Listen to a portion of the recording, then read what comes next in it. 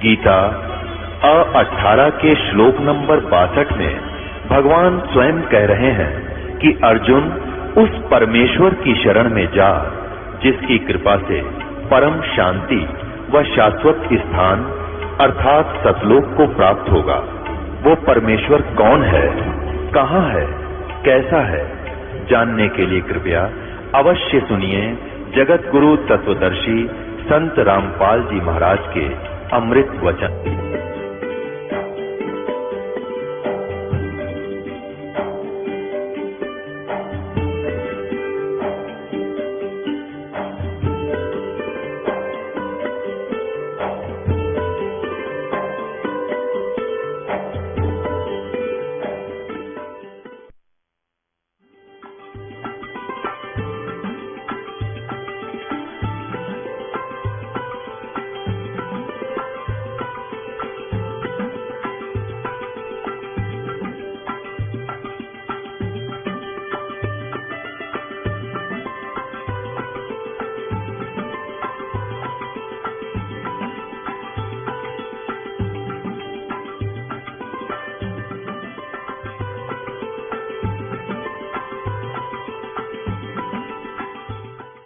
ब्रह्मा जी ने पूछा, प्रभु आप देवताओं के अध्यक्ष, जगत के स्वामी और भूत भविष्य एवं वर्तमान सभी जीवों के एकमात्र शासक हैं।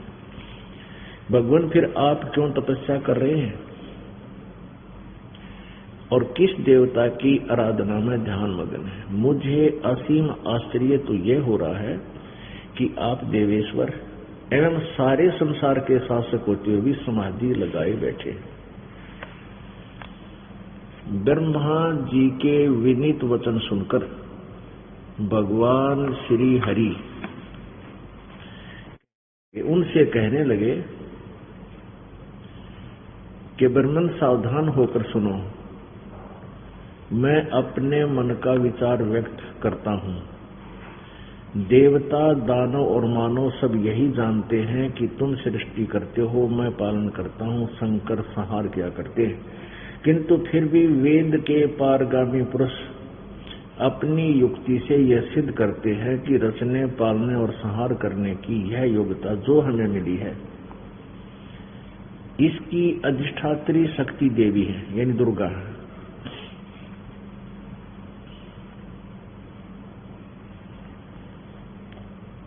ब्रह्मा जी, हम सभी उस शक्ति के सहारे ही अपने कार्य में सदा सफल होते हैं आए हैं।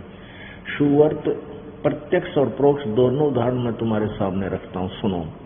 यह निश्चित है कि उस शक्ति के अधीन होकर ही मैं प्रलय काल में इस शेषनाग की सैया पर सोता और सृष्टि करने का अवसर आते ही जाग जाता हूं। मैं सदा तप करने में लगा रहता हूं, उस शक्ति के शासन से कभी मुक्त नहीं रहता। कभी अवसर मिला तो लक्ष्मी के साथ सुखपूर्वक समय बिताने का सौभाग्य प्राप्त होता है।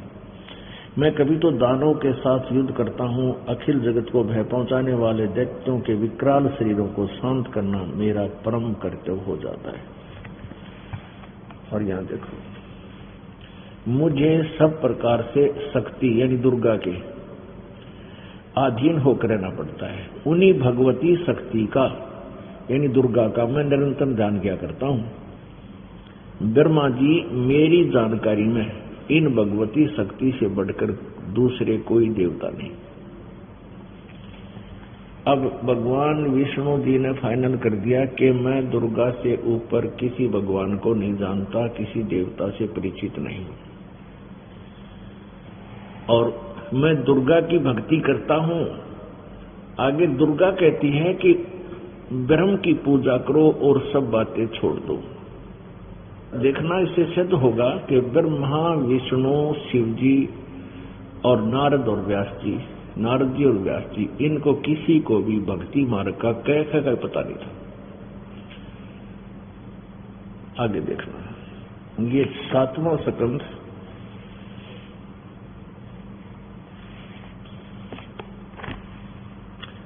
562 पृष्ठ, संक्षिप्त देवी भागवत। देवी के द्वारा हिमालय को ज्ञानोपदेश, ब्रह्म स्वरूप का वर्णन। अब यहाँ देवी हिमालय को और ब्रह्म के बारे में बता रही है पहले तो इसने अपने विषय में जानकारी की है। श्री देवी जी कहने लगी, पर्वतराज इस प्रकार योग युक्त होकर मुझ ब्रह्म स्वरूपा देवी का ध्यान करे। यह ध्यान आसन पर भली भांति बैठकर अतुकी भक्ति के साथ करना चाहिए। अब पहले तो ये अपनी बता रही है, फिर कहती है कि अगर तेने मोक्ष चाहिए, कल्याण करवाना है, तो केवल एक मात्र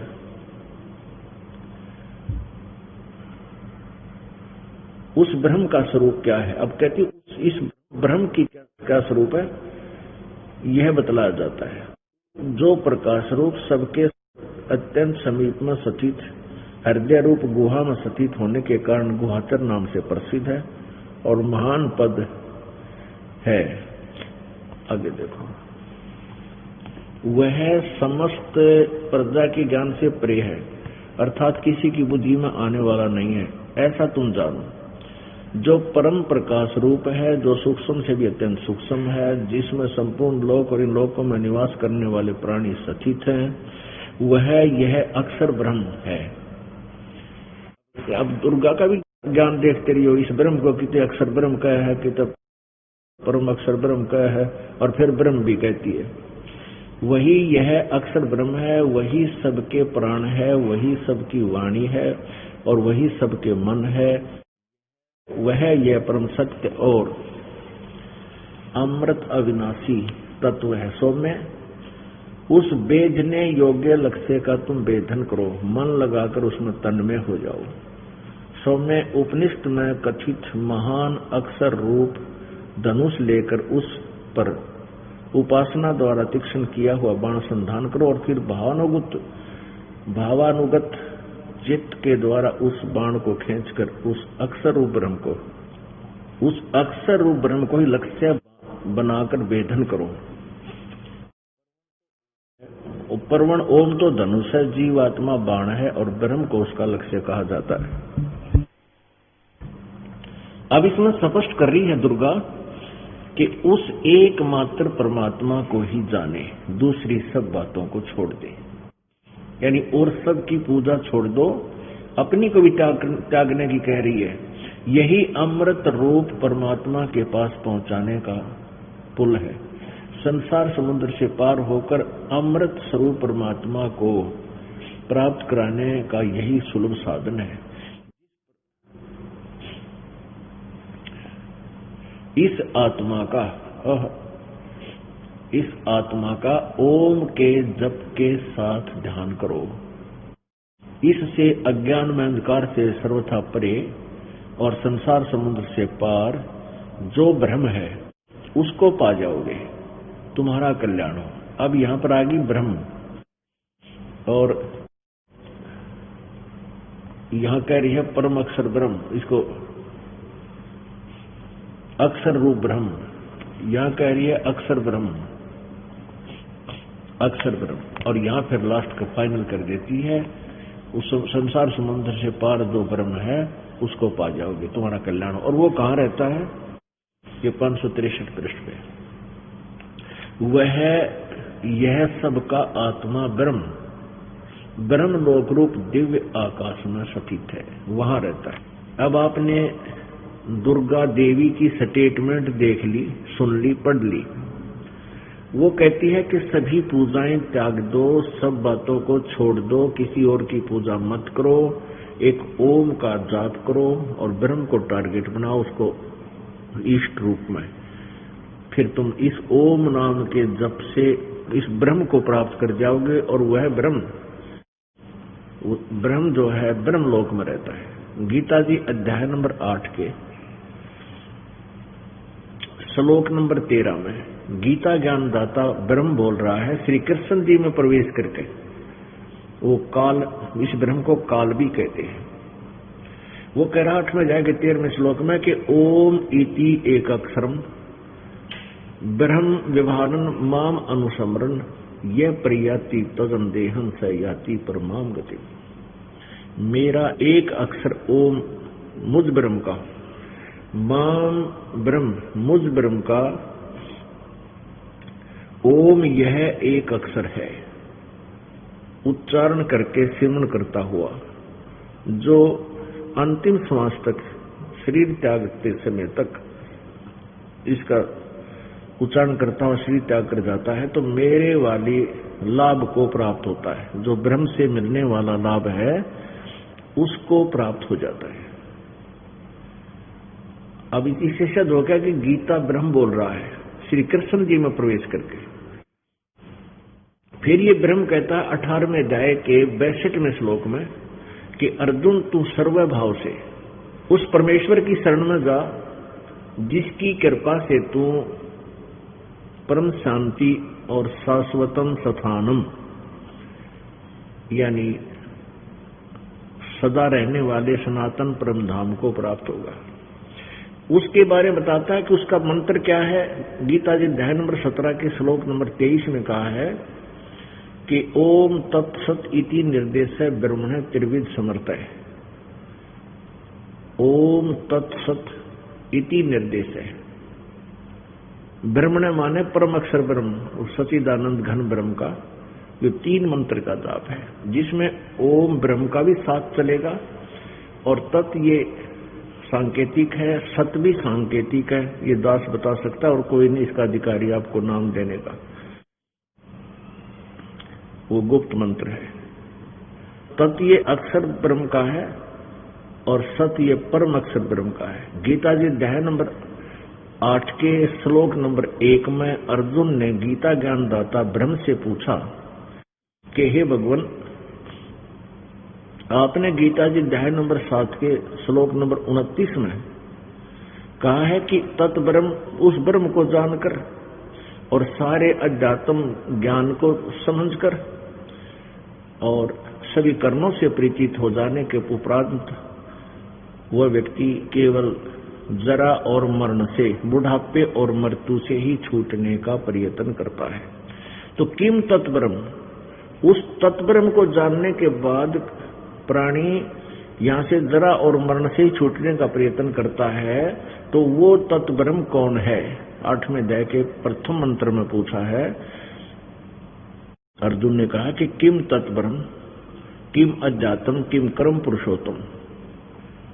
इसका उत्तर गीता ज्ञान दाता ब्रह्म ने 8वें अध्याय के 3रे मंत्र में दिया है श्लोक में कि वह परम अक्षर ब्रह्म है, जो गीता ज्ञान दाता ब्रह्म से अन्य है। अपने आत्माओं, दुर्गा ने संकेत कर दिया, ब्रह्म फाइनल बता दिया। अब ब्रह्म ने परम अक्षर ब्रह्म फाइनल बता दिया, परम अक्षर ब्रह्म। लेकिन उस परम अक्षर ब्रह्म की साधना के विषय में गीता ज्ञान दाता भी परिचित नहीं है, वो भी अल्पज्ञ है। उसके लिए 4थे अध्याय के 34वें श्लोक में गीता ज्ञान दाता कहता है कि उस तत्व ज्ञान को जिसके अंदर परमात्म तत्व का ज्ञान है, यानी परम अक्षर ब्रह्म के विषय में जानकारी है, वो 5वां वेद है। उस 5वें वेद को, उस तत्व ज्ञान को किसी तत्वदर्शी संतों के पास जाकर समझ, उनको दंडवत प्रणाम करने से, कपट छोड़कर प्रसन्न करने से वो तत्वदर्शी संत तुझे उस परमात्म तत्व का ज्ञान कराएंगे। तो इससे सिद्ध हो गया कि गीता ज्ञान भी इनकम्प्लीट है, लेकिन रॉन्ग नहीं है, गलत नहीं है। ये दास ने एक शब्द बोला था, कबीर परमात्मा ने कहा है कि 3 लोक और भवन चतुर्दश कोई नहीं सत्संगी। 3 लोक 14 भवन एक ब्रह्मांड में, क्योंकि एक ब्रह्मांड में इतने ही प्राणियों के ठिकाने हैं। इनमें कहते कोई भी सत्संगी नहीं है, यथार्थ ज्ञान भक्ति ज्ञान से, अध्यात्म ज्ञान से कोई परिचित नहीं है। अब सतयुग के ब्राह्मणों का और दिखा दो इनको कितना ज्ञान था। जब सतयुग के ऋषि महर्षि ब्राह्मण एक ही बात है, ऋषि कहो महर्षि कहो चाहे ब्राह्मण कहो, इनको कितना ज्ञान था? इनको भी कह का ज्ञान नहीं था। ये देखो 414 पृष्ठ।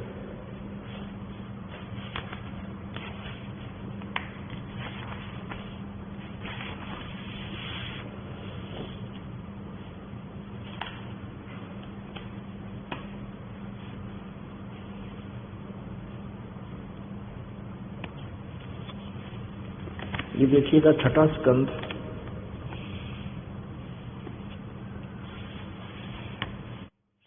संक्षिप्त देवी भागवत 414 पृष्ठ। जन्मे जय ने पूछा, महाभाग किस युग में कैसा धर्म का स्वरूप है, इस संपूर्ण विषय को विशेष रूप से बताने की कृपा कीजिए। व्यास जी बोले, राजन, यह निश्चय है कि सतयुग में ब्राह्मण वेद के पूर्ण विद्वान थे। ये व्यास जी का ज्ञान का पता लगा। व्यास जी भी एक ब्राह्मणों में से एक है। यह निश्चय कि सतयुग में ब्राह्मण वेद के पूर्ण विद्वान थे। उनके द्वारा निरंतर भगवती जगदम्बिका की आराधना होती थी। भगवती का दर्शन करने के लिए उनका मन सदा ललायित रहता था। अब ये आलिया और अंत सतयुग के ब्राह्मणों को के ज्ञान का कि वे दुर्गा की पूजा करते थे। अब देखो, अब देखिएगा, इसी का यहां पढ़ रहे थे हम, यहां पढ़ा भगवती का दर्शन करने के लिए उनका मन सदा ललायित रहता था। और इन्होंने प्रत्येक गांव में शक्ति मंदिर का उद्घाटन हो, इस विषय की उनकी मन में बड़ी उत्सुकता थी। इन्होंने यो नाश किया, मंदिर बनवा दिए सारे। ये सतयुग के ब्राह्मणों ने ये घोड़ी आत्मा मंदिरों तक सीमित कर दी। अब ये तो सतयुग के ब्राह्मणों का हाल है। अब क्या बताया है कि धर्म की यही सती थी, त्रेता में भी रही, परंतु कुछ ह्रास हो गया। सतयुग की जो सती थी वह द्वापर में विशेष रूप से कम हो गई। राजन, उन प्राचीन युगों में यानी कलयुग से पहले के युगों में जो राक्षस समझे जाते थे वे कलयुग में ब्राह्मण माने जाते हैं। क्योंकि अब के ब्राह्मण प्राय पाखंड करने में तत्पर रहते हैं। दूसरों को ठगना, झूठ बोलना और वैदिक धर्म कर्म से अलग रहना कलयुगी ब्राह्मणों का स्वाभाविक गुण बन गया है। अब स्पष्ट हो गया कि सतयुग में जो राक्षस समझे जाते थे ऐसे तो अब कलयुग के ब्राह्मण हैं और इन उद्देश्य है जनता को ठगना, झूठ बोलना, वेद विरुद्ध ज्ञान देना। और ये आपके समक्ष है। इन्होंने किसी भी सदग्रंथ को समझा नहीं। अभी तक हमारे को ब्रह्मा विष्णु महेश के विषय में जानकारी देते रहे। ये अजरो अमर है, इनके कोई माता पिता नहीं है, यही पूजा के योग्य है। और जबकि विष्णु जी कहता मैं तो दुर्गा की पूजा करता हूं और इससे ऊपर मैं किसी भगवान को नहीं जानता है, तो इनकी पूजा करके आप कहां जाओगे? नरक में। भूत बने, पितर बन गए, फिर उनके श्राद्ध निकलवाने लग गए यही नकली ब्राह्मण गुरु।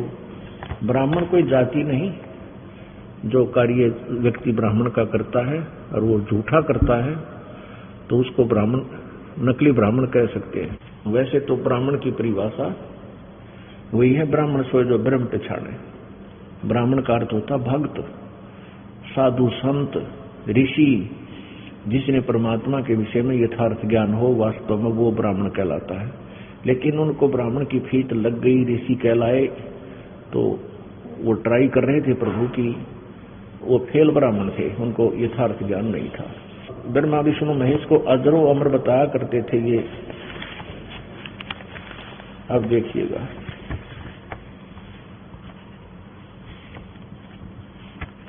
देवी भागवत में बहुत अच्छा निर्णय दिया हुआ है। यही संक्षिप्त देवी भागवत देखिएगा। संक्षिप्त देवी भागवत 3रा स्कंध, पृष्ठ 123। या भगवान विष्णु जी दुर्गा के बारे में जानकारी दे रहे हैं। पृष्ठ 123 पे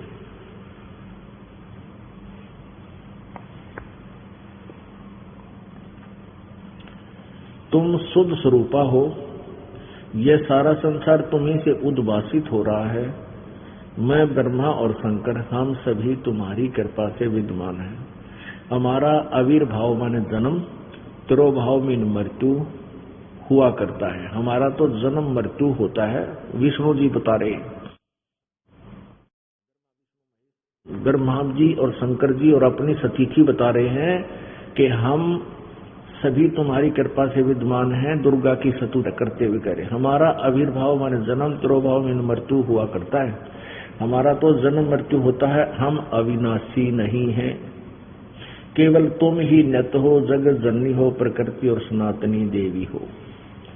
भगवान शंकर बोले,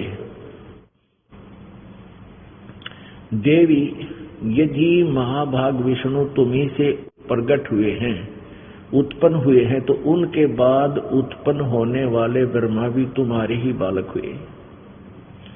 फिर मैं तमोगुणी लीला करने वाला शंकर क्या तुम्हारी संतान नहीं हुआ? अर्थात मुझे भी उत्पन्न करने वाली तुम ही हो। शिवे, संपूर्ण संसार की सृष्टि करने में तुम बड़ी चतुर हो। नीचे देखो,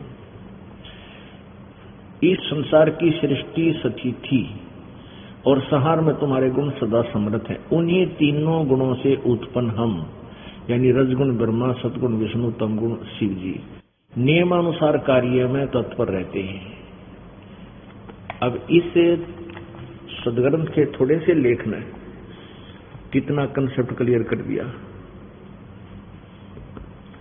इस पवित्र देवी भागवत के इस थोड़ी सी 5-7 पंक्तियों ने कितने कंसेप्ट क्लियर कर दिए।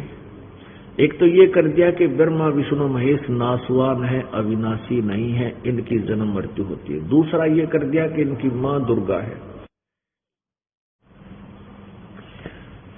और तीसरा ये कर दिया कि रजगुण ब्रह्मा, सतगुण विष्णु, तमगुण शिव जी, एक एक गुण से उत्पन्न है, ये परिपूर्ण है। और चौथा ये कर दिया कि ये केवल नियमित कार्य ही कर सकते हैं, ये किसी के संस्कार में परिवर्तन नहीं कर सकते, वर्क डन ही दे सकते हैं, जैसा कर्म जिसने किया वैसा ही दे सकते। और पूर्ण परमात्मा हमारे सर्व अपराधों का नाश करके और हमारे पाप का नाश करके हमें केवल सुख ही सुख दे सकता है।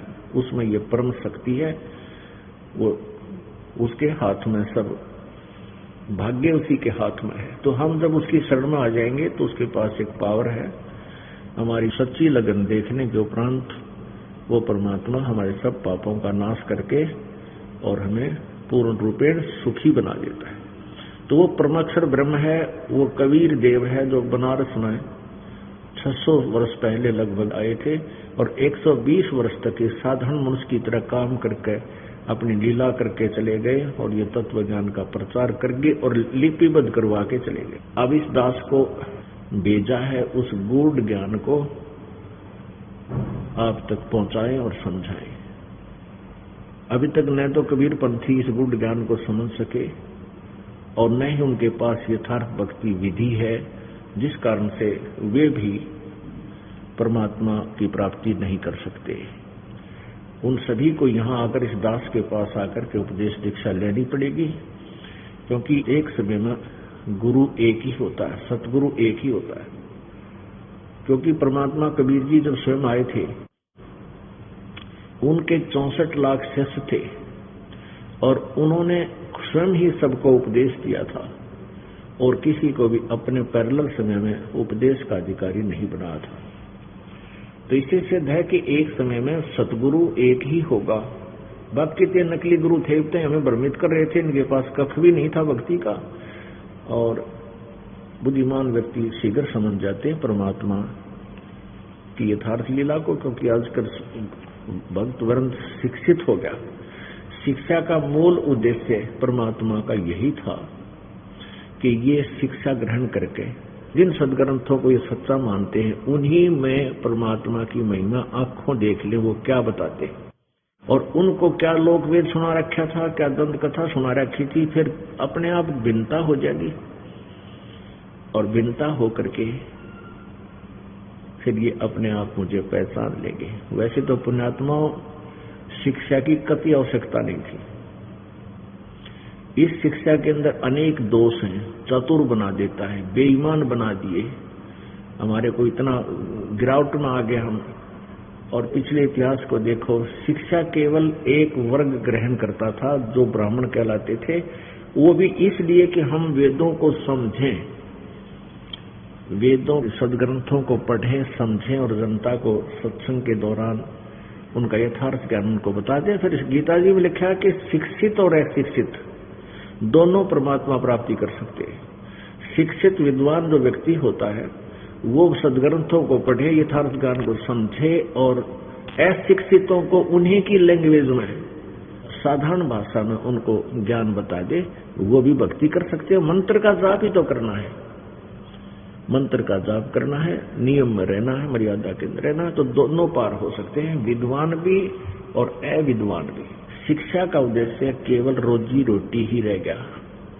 उद्देश्य उसका यही होता है कि सरकारी जॉब में लगी तो कई हजार रुपए पेंशन होगी, और नहीं तो अपने प्राइवेट क्लिनिक बनाऊंगा तो उसमें भी खूब कमाई कर सकता हूँ, 2 के 20 बना लूंगा, 2 के 100 बना लूंगा, ये उद्देश्य होता है। ऐसे ही बच्चे पढ़ते हैं कोई किसी भी उस उद्देश्य से, ठीक है, जहां उनका दाव नहीं लगता, वो पोस्ट कुछ ऐसी है तो वो तो अपने आप सौभाग्य उनका कि जो जहां उन्होंने 2 नंबर का काम करने का चांस नहीं, अन्यथा सभी की यही टेंडेंसी बन गई वर्तमान में कि रिश्वत को उन्होंने अपना एक अंग बना लिया। और पहले क्या था कि रिश्वत को विष मानते थे, विष है भी, लेकिन अनजानपने में इस विष को अब खाना प्रारंभ कर दिया, जिससे किसी के घर में शांति नहीं, किसी के भी घर में। रिश्वत का पैसा, लूट का, चोरी का, ठगी का, मिलावट का, ये पैसा जिस घर में प्रयोग होता है उस परिवार को विष देने की आवश्यकता नहीं पड़ेगी। एक समय ऐसी स्थिति उस परिवार की आ जाएगी। तो इस तत्व ज्ञान से, सत्संग से हमें पता चलता है कि कौन से कर्म करने चाहिए, कौन से ना करने चाहिए। तो सत्संग के अभाव से प्राणी इस भयंकर पाप को इकट्ठा ही करता रहता है। सौभाग्य है उन पुण्य आत्माओं का जिनको सत्संग मिलता है और सत्संग संत से होता है। असंत भी सत्संग करते हैं, वो संत भी कहलाते हैं, लेकिन उनको यथार्थ ज्ञान न होने से वो पूरे विश्व को भ्रमित करते हैं। क्या बता रहे हैं? ग्रीव धन जननी धन भूमि धन, धन नगरी धन देश, धन करणी कुल धन कुल धन, जहां साधु परवेश। आदरणीय गरीबदास साहिब जी, परमेश्वर कबीर जी यानी परम अक्षर ब्रह्म का साक्षात्कार करने के उपरांत ये वही ज्ञान बोल रहे हैं जो परमात्मा ने उनके अंतःकरण में फीड कर दिया। अब क्या बता रहे हैं कि धन जननी धन्य भूमि धन्य, और धन्य नगरी धन देश, धन करनी धन कुल धन, जहां साधु प्रवेश। कि जिस नगर में संत, परम संत आ जाते हैं तो वहां की पुण्य आत्माओं की कहते धन्य है उनके माता पिता जिनसे जन्म हुआ। धन जननी धन भूमि धन्य, वो अक्षेत्र, वो भूमि, वो पृथ्वी भी धन्य है। और धन नगरी धन देश, धन वो नगरी और धन्य है वो देश। जैसे इस भारतवर्ष में परमात्मा कबीर जी फरमाए, और फिर इस दास को अब भेज दिया अपना पेंडिंग काम पूरा कराने के लिए। तो ये भारतवर्ष भी धन्य है। धन जननी धन भूमि धन्य, धन्य नगरी धन देश, धन्य करनी धन्य कुल धन्य, जहां साधु प्रवेश। आपकी करनी माने पिछले जन्म जन्मांतर की शुभ कमाई, वो भी धन्य है जिसके कारण आपको ये सत्संग और ये संत, ये दास का यहाँ दर्शन होना सुलभ हुआ। क्योंकि संत के दर्शन के लिए आए हो तो आपको ज्ञान भी सुनाया जाता है। धन जननी धन कुल धन, धन नगरी धन देश, धन्य करनी धन्य कुल धन्य, जहां साधु परवेश। अब इस अमृतवाणी को आप आसानी से समझ सकोगे क्योंकि आपने बहुत सत्संग सुन लिए हैं। ग्रीव संत सुरसरी चलत है, मारो देश बहंत, बागड़ मंज बिलास होवे, नदी सुरसरी संत। सुरसरी कहते हैं गंगा को। गंगा रूपी दरिया, गंगा जैसी यानी पवित्र, एक तो दरिया और फिर पवित्र जल। कहते हैं संत सुरसरी चलत है और मारू देश बहंत, बागड़ मंज बिलास हुए नदी सुरसरी संत। जैसे जिस क्षेत्र में, मारू क्षेत्र में दरिया नहीं थी, नहर नहीं थी, और वहां नहरें निकाल दी गई सरकार के द्वारा। पहले उस क्षेत्र के नागरिकों का जीवन स्तर और उस नहर के जाने के बाद का जीवन स्तर दिन रात का अंतर हो गया।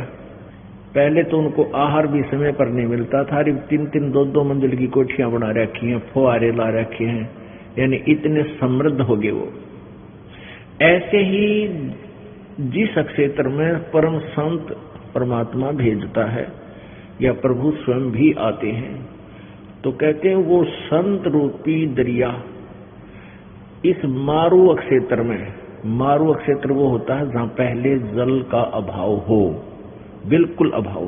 तो ये सत्संग रूपी जल का अभाव, ये यथार्थ, ये मीठे जल का अभाव था। यानी सत्संग तो बहुत सुनते थे, ये खारा पानी तो बहुत था, लेकिन ये मीठा जल यानी सत्संग रूपी जल उस संत रूपी सुरसरी यानी दरिया में ही मिल सकता है। तो वो संत रूपी दरिया जहां से बहती है, जहां पर वो चल रही है, तो वहां आसपास के क्षेत्र की पुण्यात्माएं उस कुंड के पास आकर के और फिर अपने अंतःकरण की सिंचाई कर लेते हैं और फिर वो सभी सुखी हो जाते हैं। उस परमात्मा के सत्संग रूपी जल की सिंचाई से आपके अंतःकरण में भगवान की भक्ति रूपी फसल बन जाती है, तैयार होती है। संत सुरसरी चलत है मारू देश बहंत, धन करणी धन कुल धन जहाँ साधु, धन जननी धन भूमि धन, धन नगरी धन देश, धन करणी धन कुल धन जहाँ साधु परवेश। ग्रीव संत सुरसरी चलत है ये मारू देश बहंत, बागड़ मंज बिलास होए नदी सुरसरी संत।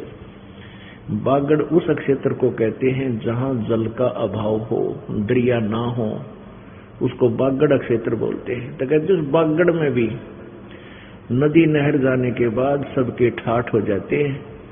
ऐसे ही संत रूपी सुरसरी जिस क्षेत्र में बह रही होती है, यानी वहां सत्संग की गंगा बह रही होती है, और जो उसके लाभ उठाते हैं वो पहले तो उसके अभाव में मारू थे, फिर उस मारू क्षेत्र यानी उन हृदयों में भी भगवान की प्रेम की लहर और भक्ति की उमंग और परमात्मा की शक्ति उनके अंदर संचरित हो जाती है, वो सुखी होने लग जाते हैं। गिरब साईं सरीखे देखे ले प्रतावे जय कोई, सप्त कोस जल चढ़ गया जहाँ साधु मुख धोवे। सकल मेदनी मर गई सब जन पूठा फेर, शब्द कोस क्या बात है डूबो मेर सुमेर।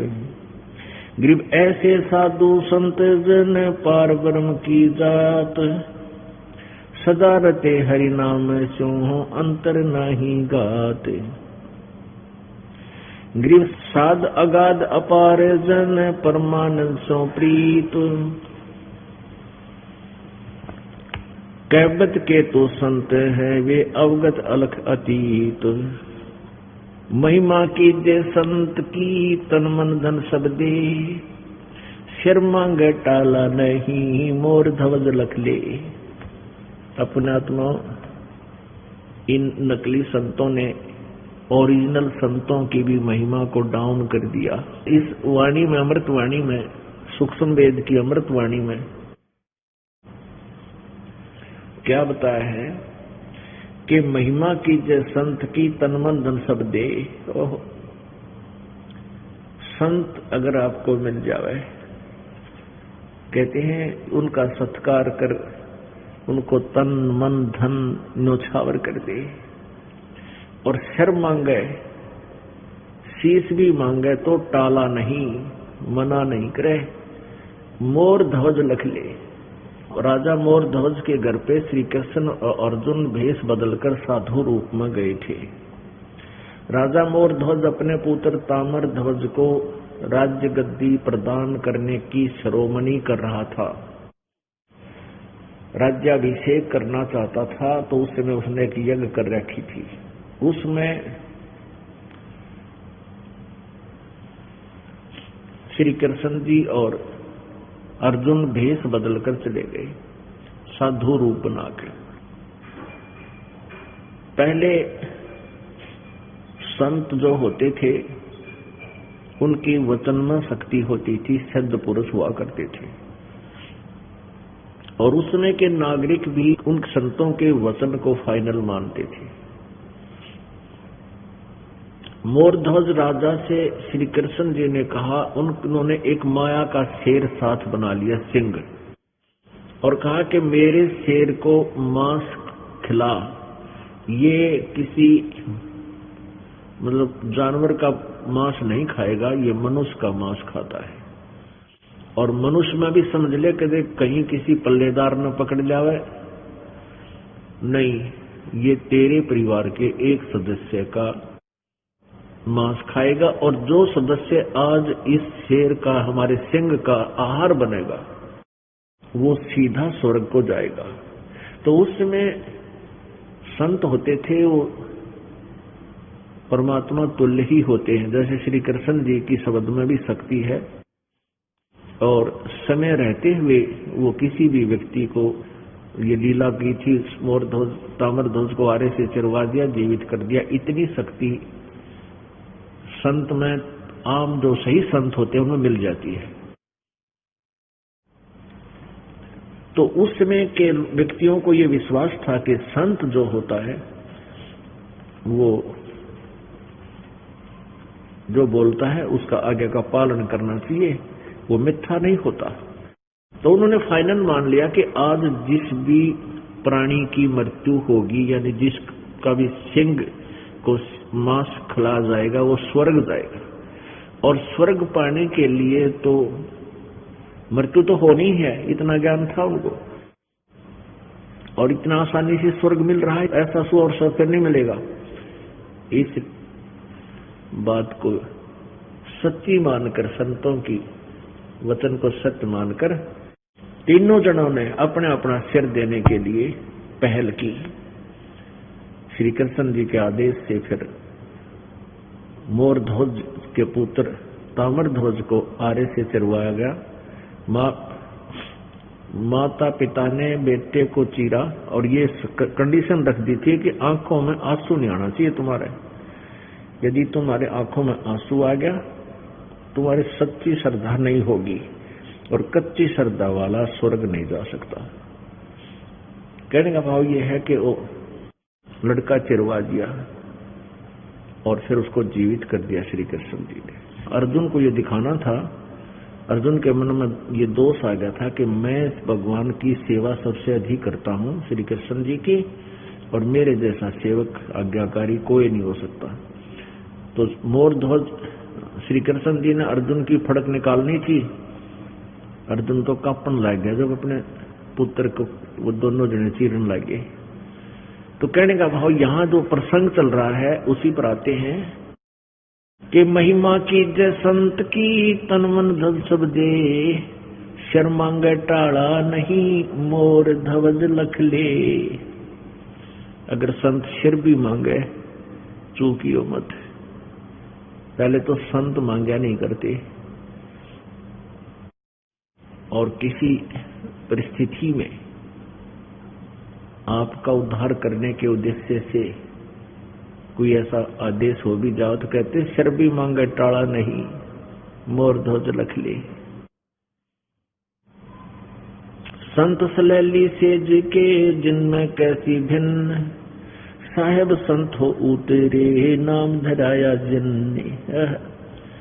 कहते हैं कबीर पूर्ण परमात्मा कबीर देव जी, परम अक्षर ब्रह्म जी यहाँ अवतरित हुए, सह शरीर आए, और उन्होंने जिंदे महात्मा का रूप धारण किया। गरीबदास जी को मिले, गरीबदास जी को मिले, आदरणीय गरीबदास साहिब जी को मिले, आदरणीय दादू साहिब जी को मिले, आदरणीय नानक साहिब जी को मिले, आदरणीय मुल्कदास साहिब जी को, आदरणीय धर्मदास साहिब जी को, आदरणीय गीसा दास साहिब जी को, इनको परमात्मा आकर मिले जिंदा महात्मा के रूप में। कहते हैं परमात्मा ही संत रूप धारण करके कभी भी किसी भी रोल में आ सकता है, रूप में आ सकता है।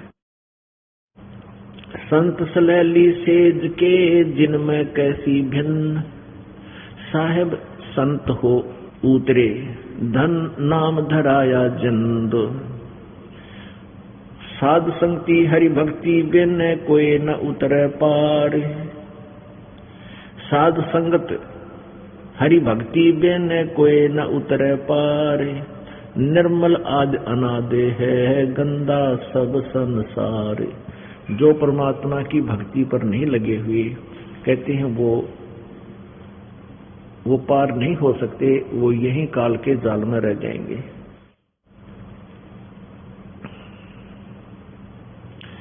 साध साध सब कोई कहे साध सुमत से जान, और कुमत कुमावे जीव है जैसे जल पासान।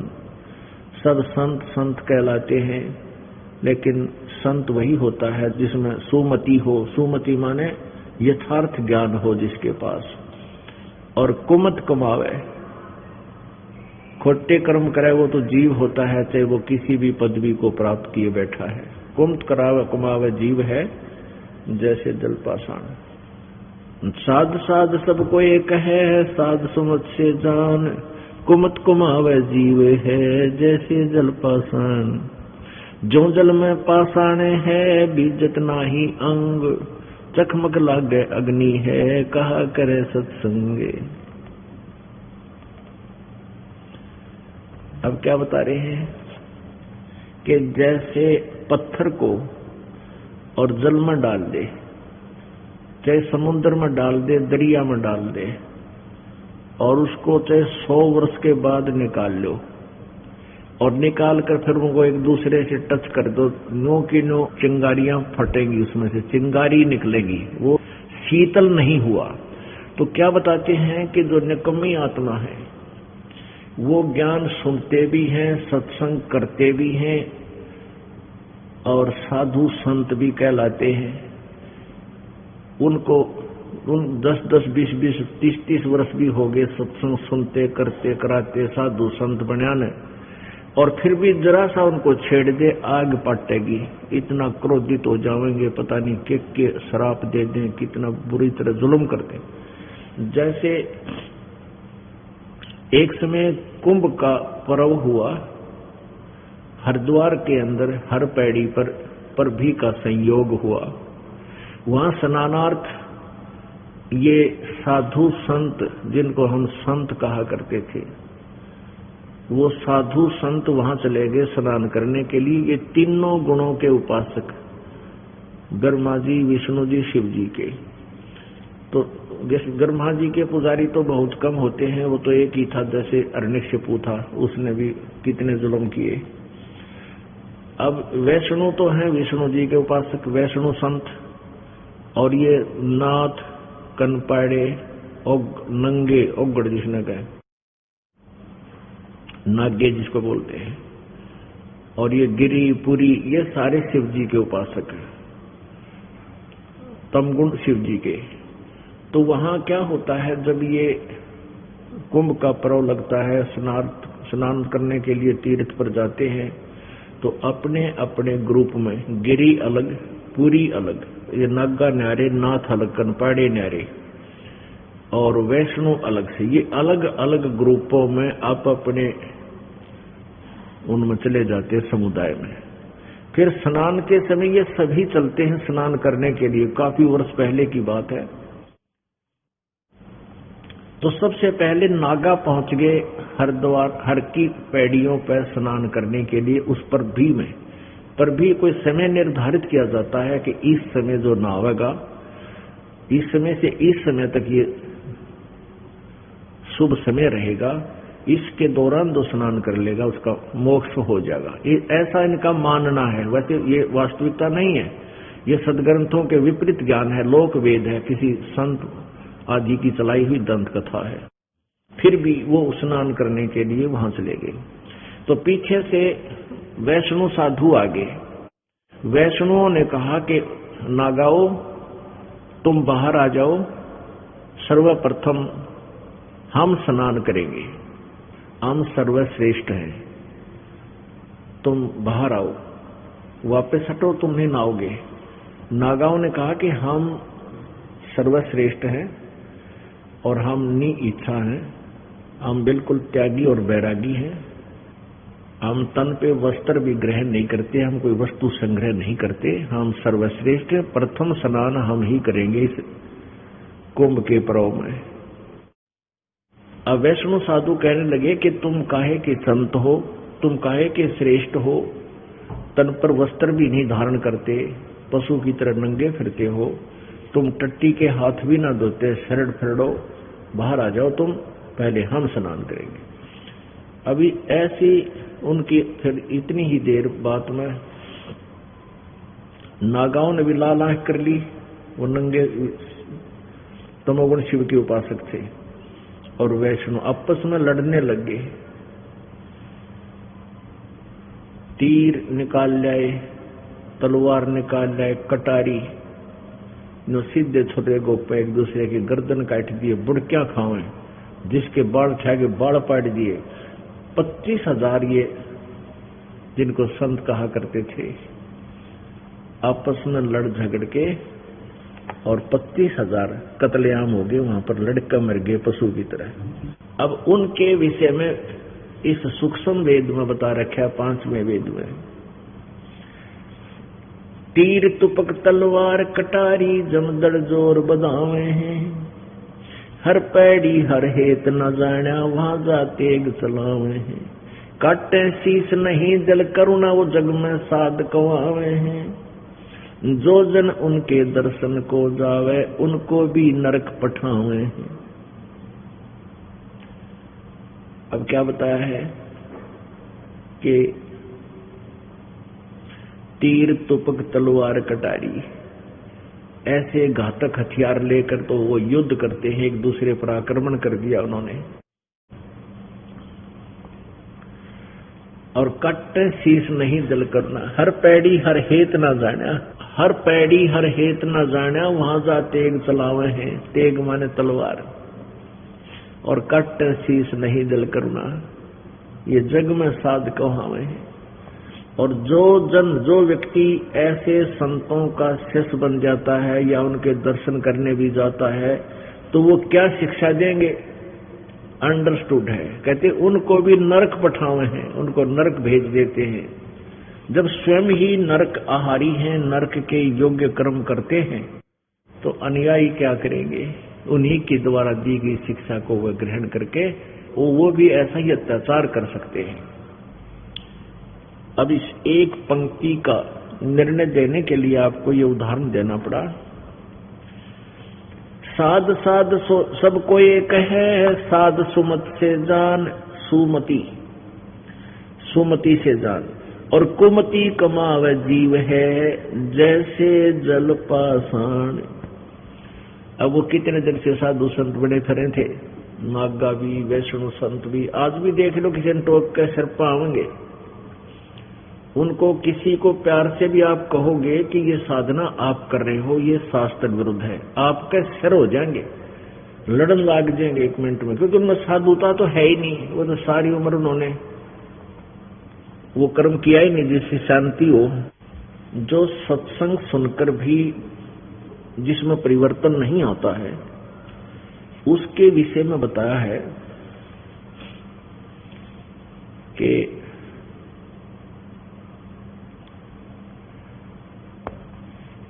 कोट वर्ष कर संगत संतों की, पत्थर का जल में के बीजे, चंदन बन में रंग लाजे, एक बांस बिटम्बी ना सीजे।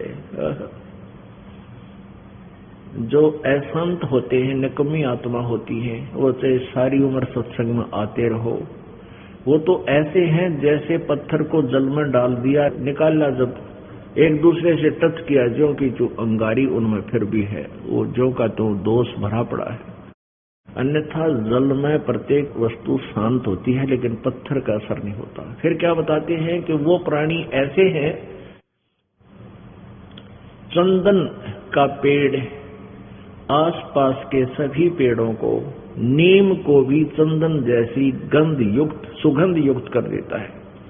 लेकिन बांस, ये बम्बू बांस होते हैं, ये भी वहां आसपास उगे हुए हों तो बांस के अंदर उस चंदन की महक समाती नहीं, उसमें वो चंदन जैसे गुणों युक्त नहीं बनता। अन्यथा एक चंदन का पेड़ आसपास के अपने सभी साथी दूसरे पेड़ों को भी, इवन नीम को भी चंदन की गंध युक्त कर देता है। उस लकड़ी से भी चंदन जैसी गंध आती है, लेकिन बांस में असर नहीं होता। कोट वर्ष कर संगत संतों की, पत्थर का जल में के बीजे, और चंदन बन में रंग ला दे, पर बांस बिटम्बी ना सीजे। तो ऐसे प्राणी जो सत्संग में आकर भी बुराई नहीं त्यागते हैं, उनके अंदर सद्गुण नहीं प्रवेश होते हैं, उनके विषय में कहा है कि वो बांस जैसे है। बांस का बिटम्बी होता है जो सुख की महिमा प्राप्त कर दुनिया में महिमा बनाए बैठा है, बहुत बड़ा आदमी कहलाता है। जैसे कैसे कहते हैं, गिरिवर जोड़ बड़े रहे ये माया के धनवंत, रावण की जो लुटेंगे जहां पाँव हंडे नहीं संत। ओह, गिरवर माने गिरी माने पर्वत, और पर्वतों में भी श्रेष्ठ पर्वत जैसे हिमालय की महिमा बहुत गाई जाती है, एवरेस्ट चोटी की, कि सबसे ऊंचा। इसी प्रकार मान लीजिए कोई माया का धनवंत गिरिवर जोड़ बडेर है, यानी उन महिमा आसपास के क्षेत्र में कोई मंत्री है, मुख्यमंत्री है, प्रधानमंत्री है, राष्ट्रपति है, या कोई वैसे पैसे वाला धनी के रूप में प्रसिद्ध है। कहते हैं गिरिवर जोड़ बडेर है, जो ये माया के धनवंत, ये सब माया के धनवंत। और कहते रावण की जो लुटेंगे जहां पाँव हंडे नहीं संत, जहां संत नहीं जाते, जिनके पाहुंडे माने मेहमान, जिनके पास संत नहीं पहुंचे या संतों का संग जिनको नहीं हुआ, वो रावण की तरह अंत में दुर्गति को प्राप्त होंगे, चाहे यहाँ के संसारिक महिमा उनकी कितनी बनी हो। अपने आत्मा रावण का दोष नहीं है, वो राक्षस बना, वो दोष है उनके आध्यात्मिक गुरु का। उस आध्यात्मिक गुरु को स्वयं ही ज्ञान नहीं था। रावण के आध्यात्मिक गुरु जी को स्वयं ही ज्ञान नहीं था। उसने वेदों के आधार से, वेदों के ज्ञाता माने जाते थे वो ब्राह्मण, वो गुरु, और रावण को बता दिया कि ये भगवान शिव जी है, यही सर्वेश्वर है, यही महेश्वर है, इसी की पूजा से सर्वलाभ रिद्धि सिद्धि आ जाती है। अब रावण ने गुरु जी की आज्ञा का पालन करते हुए, उनकी बात को सत्य मानते हुए इतना सैक्रिफाइस कर दिया कि अपना यहां से काट के, यहां से अपनी तलवार से ऐसे काट कर उसके चरणों में समर्पित कर दिया,